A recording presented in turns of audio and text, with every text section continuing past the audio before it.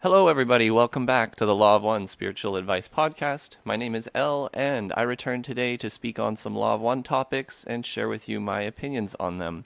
So, today I would like to specifically talk about elitism, the elite, which is sort of like an ego thing that happens, and then I suppose we'll talk about ego as well, self aggrandizement, and really we kind of have to talk about elitism in how it applies to a service to self-seeker versus a service to other seeker. They're obviously going to be similar. One is just like a trick of one, and then the other one is like more like intently, trying to purposely create an elite. So we're going to talk about elitism in regards to many things, specifically, it depending on your interests and concerns and your lifestyle, you'll have this in some form. So I'll share with you a couple of my personal stories about elitism and my attempts to, I guess, avoid it, and just how that manifests in my life. And for you, it may manifest in a variety of ways. So I can just think of a few ways that this elitism can take place, sort of through sports, social media, work, classism, different levels of education, picking teachers, different religions, races, country, nationalism, basically, even, the knowledge of spiritual knowledge or not, woke versus unwoke, basically anything that is seeing yourself as different from another. And obviously we're all different and unique, so we're going to have to be more specific, right? I would basically kind of try to say it like this. It's when you look at somebody and you kind of deem them something other than the creator. So more so, in my opinion, it's you're operating from a sort of non-elitist way when you are interacting from creator to creator. So you're respecting that you're the creator and the other person is the creator, and maybe even respecting their free will. Okay, so let's just begin with a couple of quotes from the raw material. You can find links to all of this material for free on my website, theoneinfinitecreator.com, and we have links to the LL Research material who provides us all for free. We thank you for that. So this is session 1821. So this is kind of how they're saying, you're better than other selves. So Ra states, and they're just telling about different entities in our histories. I'm not going to go into each of them. I'm just going to give you the gist of the elitism part. So in 1821, session 18.21, Ra answers, in part of their answer, it says, "It was a great temptation to consider the so-called social complex or subcomplex as elite or different and better than other selves. This is one of the techniques of service to self." End of quote. And then they continue on in session 1822. "To inculcate the thoughts of the elite rather than concentrations upon the learned teachings of oneness." Okay, so here, just very quickly, right, they're telling you how it's basically if you see somebody as, you're looking at the elite as better than other selves, better than others, instead of concentrating upon the learned teachings of oneness.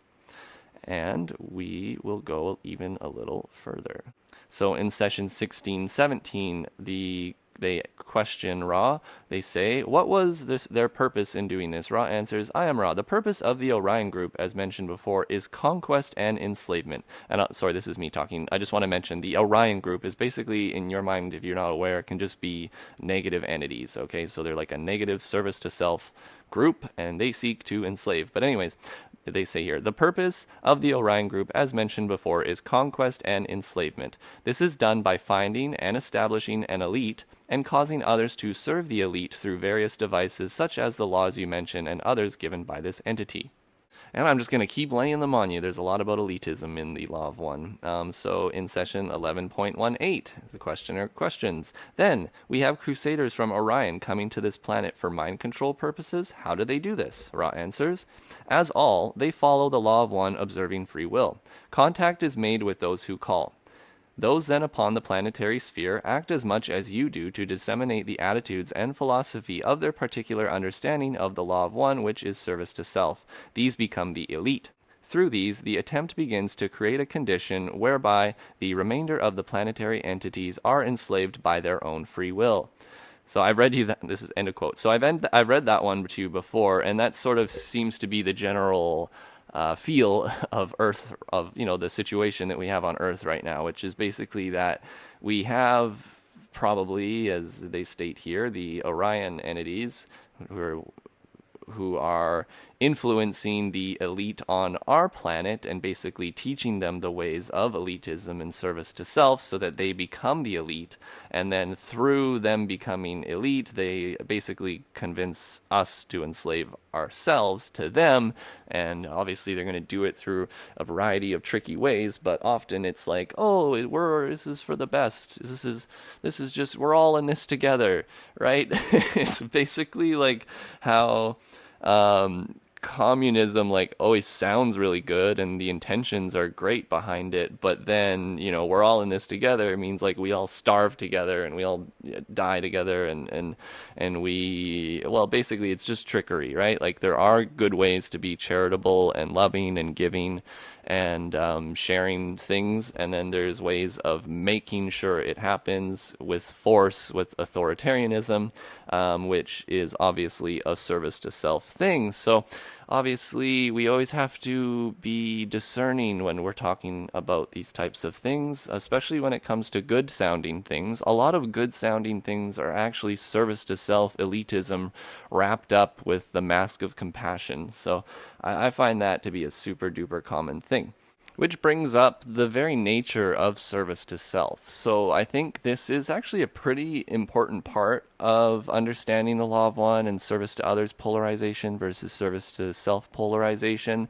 You basically, how does the service to self really see things, right? Like obviously, assuming your service to others entity, I'm just making the assumption, obviously you can only see things from your perception. So you see, everyone as the creator and an entity of infinite worth who should be respected and their free will should be respected, and at the same time we should love and serve each other and do all that greatness, right? But how does a negative entity on the service to self polarity path, how do they think about this whole elitism and this whole service to self thing?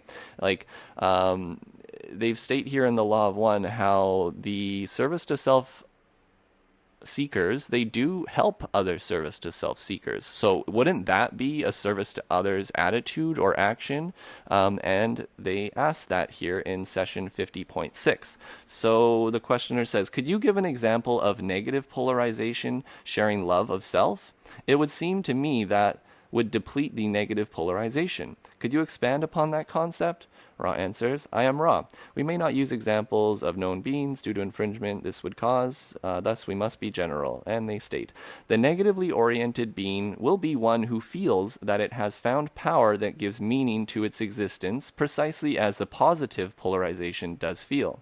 This negative entity will strive to offer these understandings to other selves, most usually by the process of forming the elite, the disciples, and teaching the need and the rightness of enslavement of other selves for their own good. These other selves are conceived to be dependent upon the self and in need of guidance and wisdom of the self. End of quote. So this is a really, really great quote because it really kind of gets you into the head of a service to self being. So the service to self being really, really feels that their path is correct. They honestly feel that you and me opening our hearts and love and service to others is faulty. So, to each their own. How they come to those conclusions, I'm sure they have great rationalizations for it. But we can only pick our paths, and I feel that that's not a path that I would like to go down. So when they are explaining it here, you can see the negative oriented being will be one who feels that it has found power that gives its meaning to its existence. So just as I feel that, once you dedicate your life to service to others in some sort of fashion, general or more specific, you find that it gives you power, and not like just power, obviously, who cares really about power, right? But it gives you purpose. It gives you meaning. I mean, what is life without a bit of purpose and meaning? Like before I found this sort of purpose and meaning, sort of leading down the road of nihilism and depression and, man, what's this life all about, et cetera, right? But once you realize that, sure, life sucks, and you can then go around and lift other people up and create little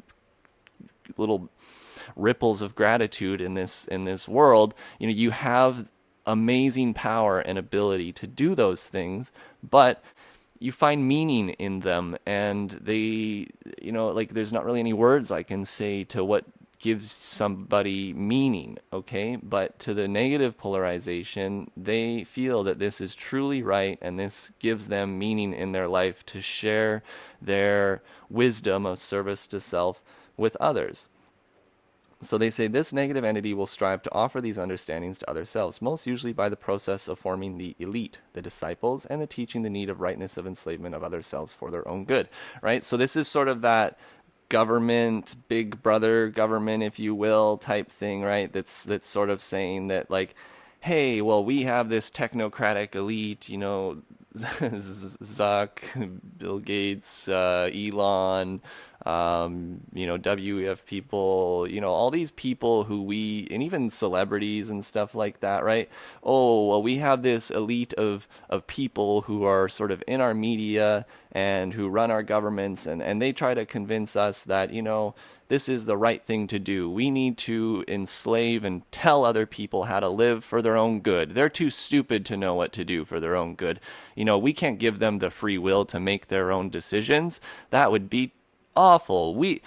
It's good and right to tell other people what to do because they don't know what to do and we do, and only through our wisdom and our understanding and our science I said it right, our science, are we able to tell you the best choices for your life, and we're all in this together, and if you're not part of the solution, you're part of the problem, blah blah blah blah blah. I can just hear all of those negative elite slogans in my head, and I know a lot of people fall for them because the pressure is, like, the psyop is really good, right? The pressure is amazing. They've got this perfected to a T. They data mine your all your data and your emotions and feeling and plot them on graphs so that they can know this better, and they can trick us even more intensely than ever before than in history, right? So, like, they have the tools and they know of this power and they use it. So I suppose my idea in sharing this with you is so you're just aware of the trickery, and you're aware of also the temptation to create an elite. So there's temptation to create elite everywhere. It comes in the form of, I would suggest, ego. But before I go into the ego, I just want to share a little something about how Ra even is speaking from a sort of place of elitism, because they're, this higher density, sixth density entity who obviously knows a lot more than us and is full of wisdom and love and things that we probably could never fathom, right? So to speak from that perspective is they have to be cautious, right? They have to be cautious not to kind of create their own sense of elitism for Ra, because as they warn over and over and over in the material, they've tried this many times. They've come to this planet many times to offer the idea of oneness, only to have service to self entities on our planet contaminate that philosophy of oneness and instead implant some sort of elitism, which would sort of be like, an easy way of saying it would just be like religious dogma, and having specific leaders who are the ones who will get you into heaven, instead of, like, you yourself, you're part of the creator, open your heart, you can get into heaven, like, that's sort of the idea, right? Okay, so 64.8, Ra states, Ra is not elite. To speak of our specific experiences to a group which honors us is to guide to the point of specific advising. Our work was that of your peoples, of experiencing the catalyst of joys and sorrows. Our circumstances were somewhat more harmonious. Let it be said that any entity or group may create the most splendid harmony in any outer atmosphere. Ra's experiences are no more than your own. Yours is the dance at this space-time in third density harvest. End of quote. So you see how they try to underplay their experience, right? They know the lessons they've learned from their experience, but they know that our experience is somewhat unique. And so to assume facts and to assume, just absolutely we're 100% sure this is how you need to do this, right? They're aware that they've made those mistakes before, and they seek instead to allow the free will of us to, well, just work out our free will in good time.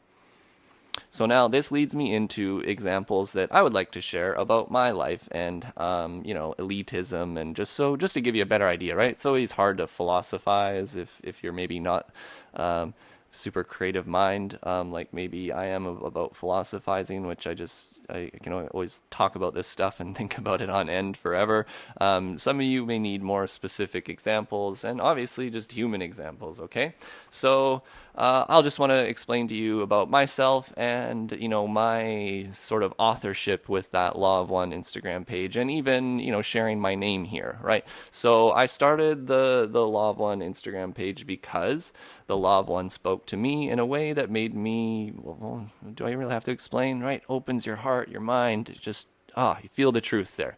So to me, that's sort of like a tool that I've used to learn and come closer to the Creator. And in the Law of One, they state, you should seek to share the love of the Creator as it is known to you with others. So this Law of One being obviously how I know the Creator, right? A good thing that I have is example for that, then I sought to share that with others. So then I also at the same time can see on Instagram and lots of social media pages the different spiritual people who offer things to others, and that's good and well. But I wanted just to avoid the elitism and the self-aggrandizement of making it about me instead of making it about the message.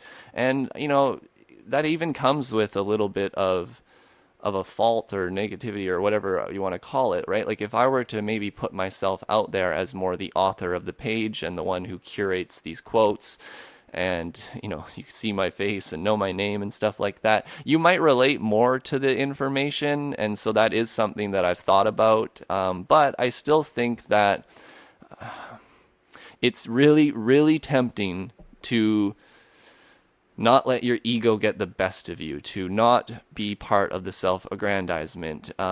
Sometimes it said even somewhere in the Law of One that, to those who polarize, be careful, because as you learn these types of things, your mind can even depolarize you subconsciously, like you're not even aware you're doing it. So what am I saying? Well, say I was to make the page about me, or maybe I didn't at first, it was a good pure message, but then I'm just slowly inserting myself, making it more and more about me and me, and so that I could, become some sort of niche micro celebrity, online celebrity, right? That happens a lot to people, and sure, it maybe, I don't have anything against those people. Like sometimes their intentions are still pure and they just want to get their message to a wider audience, and that allows them to sort of have a face behind their message and get onto other podcasts, etc., to spread their message. But anyways, I try to guard myself against that, because I know how tricky the ego can be and the mind can be,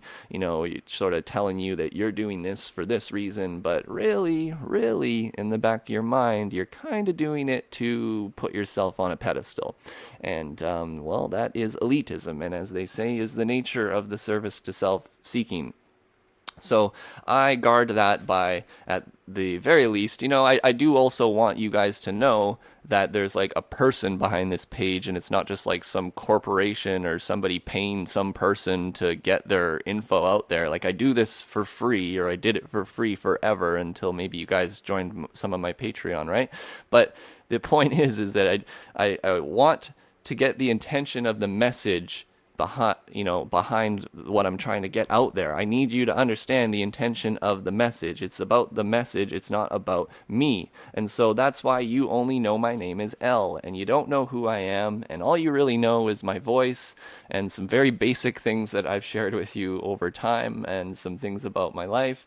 And so I think it's just going to stay that way. You maybe one day, I'll tell you guys my name, but at this point, just sharing with you my thinking about this elitism, I sometimes have to put little guards up for myself so as to avoid the temptation of self-aggrandizement at the expense of my message, right? At the expense of, well, polarity, but that doesn't matter. I would just want the message to go out there to others. So let's then go even a little further into my life, if I will. So, you have lots of elitism in all the groups stuff that you do. So I suppose before we go into group stuff, all right, so there's like in your chakras, right, you have your red, orange, yellow chakras. So your red is your base survival. Orange is sort of like the emotional self, like how you relate to yourself and perceive yourself. And then the third chakra is more how you relate to society, like the larger self, the communal self, if you will, whatever it means to you to be part of whatever community or family that you're a part of.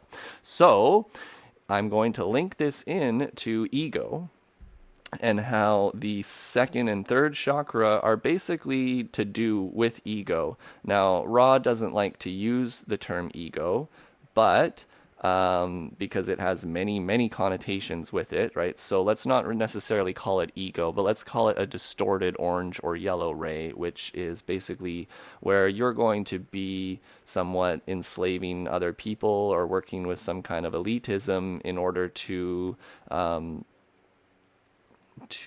put the self on a pedestal, right? So here they go. In session 1512, they ask Ra, or they're just going through the different energy centers, and then they speak about the ego in this one. So I'm going to cover the second and the third energy center because they're the most sort of relevant to ego, because they're relevant to yourself, how you see yourself, and how you see yourself in relation to others, which in my opinion is, if it is a healthy relationship that you have with that perception, is that you're seeing others as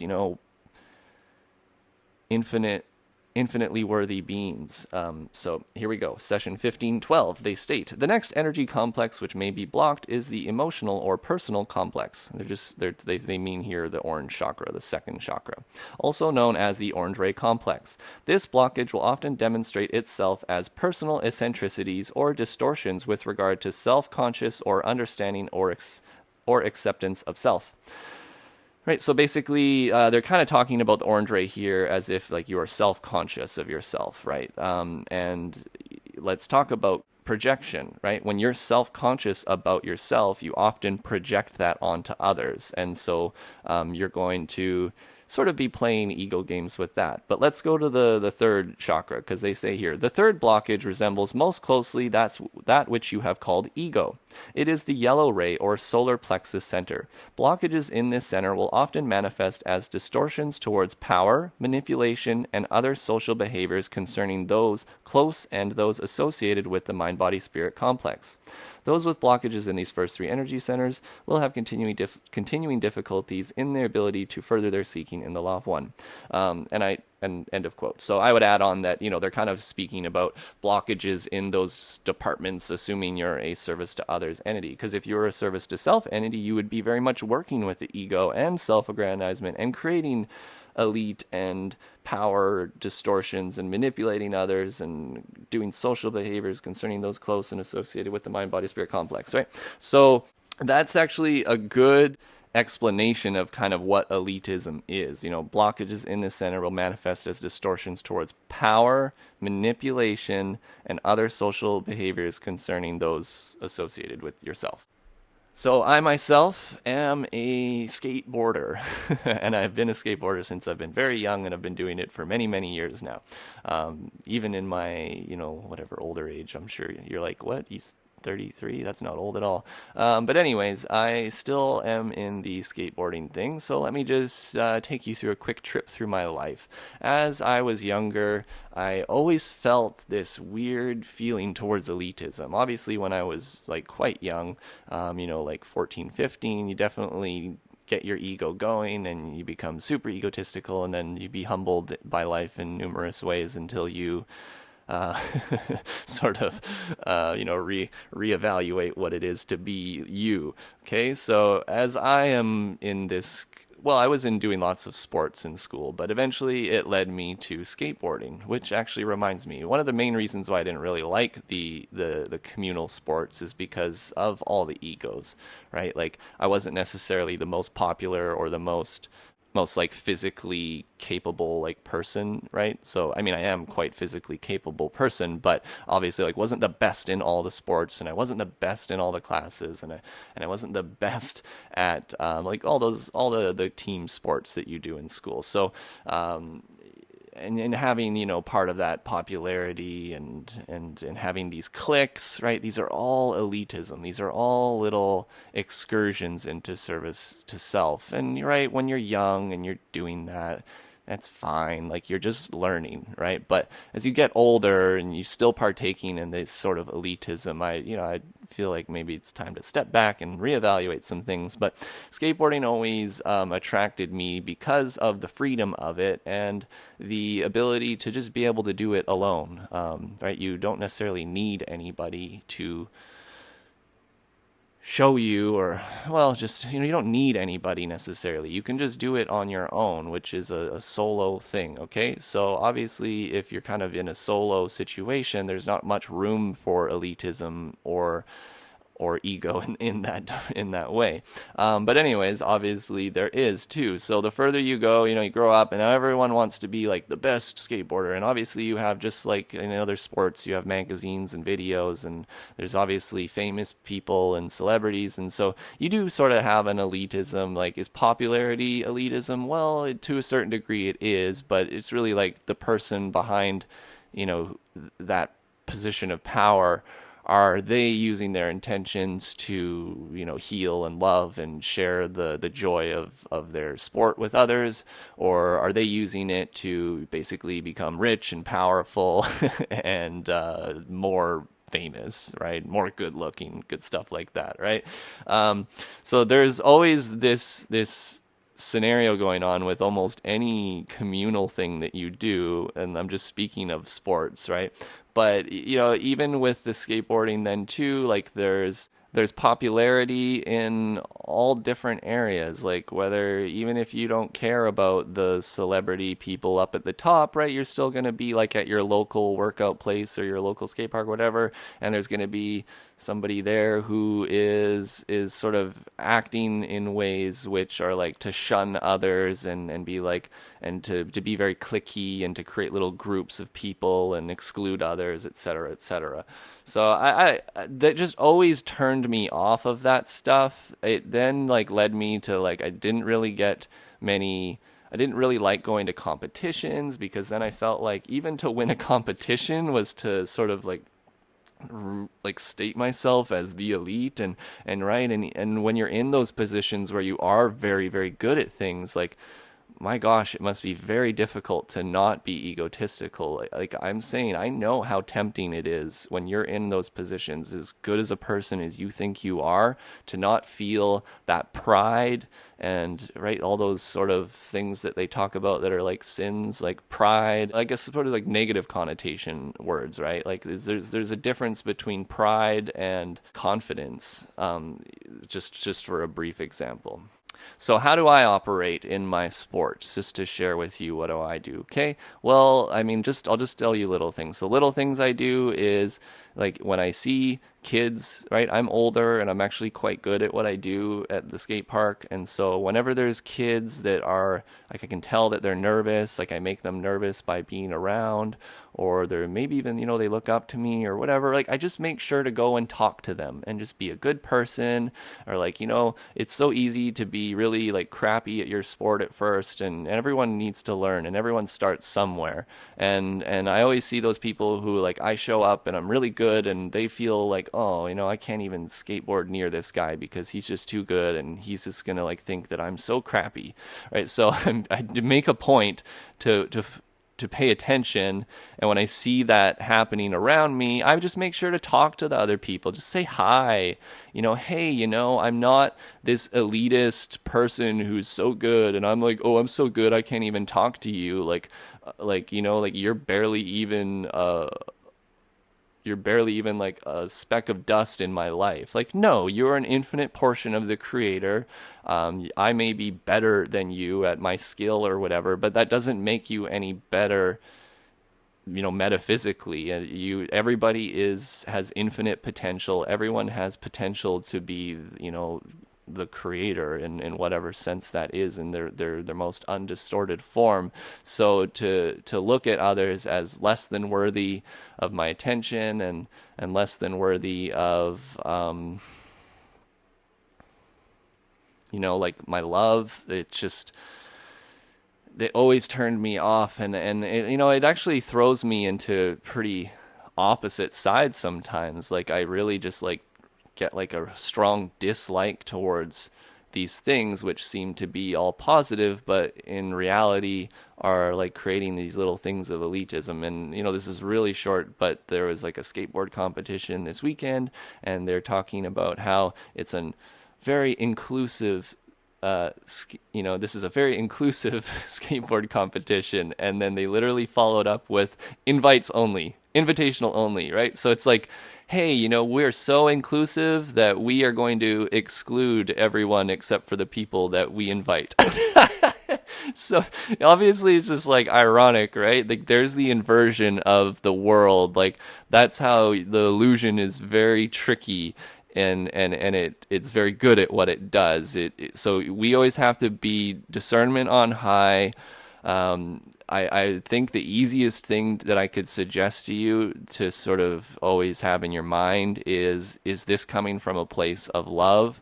Anytime you go to deliver wisdom, right, from the throat chakra, we need to soften that wisdom up with the prior chakra of the heart chakra. We need compassion, love, and understanding before we deliver wisdom, before we speak, before we create, before we manifest, and during, manifesting and speaking and all of that as well.